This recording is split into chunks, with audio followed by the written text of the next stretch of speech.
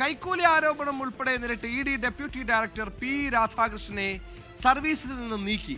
നിർബന്ധിത വിരമിക്കലിന് നിർദ്ദേശം നൽകിയത് കേന്ദ്ര ധനമന്ത്രാലയമാണ്. ഒഴിവാക്കിയത് നയതന്ത്ര സ്വർണ്ണക്കടത്ത് അന്വേഷിച്ച ഉദ്യോഗസ്ഥനെ.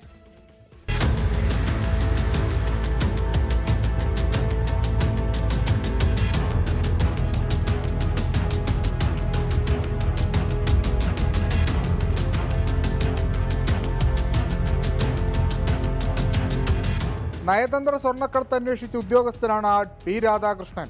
രാഷ്ട്രീയ ആരോപണങ്ങൾ അന്ന് തന്നെ ഉയർന്നിരുന്നു. CPIM അനുകൂലമായി നിലപാട് സ്വീകരിക്കുന്നുവെന്നായിരുന്നു ആദ്യ ആക്ഷേപം. മറ്റു ചില കേസുകളുമായി ബന്ധപ്പെട്ട സാമ്പത്തിക ആരോപണങ്ങളും പി രാധാകൃഷ്ണനെ വെട്ടിലാക്കി.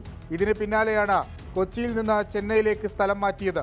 പി രാധാകൃഷ്ണനെതിരെയുള്ള സാമ്പത്തിക ആരോപണങ്ങളിൽ ED നടത്തിയ അന്വേഷണങ്ങൾക്കൊടുവിലാണ് നിർബന്ധിത വിരമിക്കലിന് ആവശ്യപ്പെട്ടത്. നിലവിൽ ജമ്മു കാശ്മീരിൽ ഡെപ്യൂട്ടി ഡയറക്ടറായി ജോലി ചെയ്യുകയായിരുന്നു.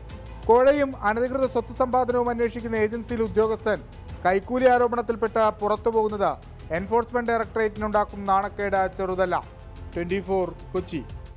ലോകത്തെവിടെയായാലും ഏത് സമയത്തും 24 വാർത്തകളും ഓഗ്മെന്റഡ് റിയാലിറ്റി പാക്കേജുകളും എക്സ്പ്ലെയിനറുകളും വിശദമായി കാണാൻ ഞങ്ങളുടെ YouTube ചാനൽ നിങ്ങൾക്ക് സബ്സ്ക്രൈബ് ചെയ്യാം.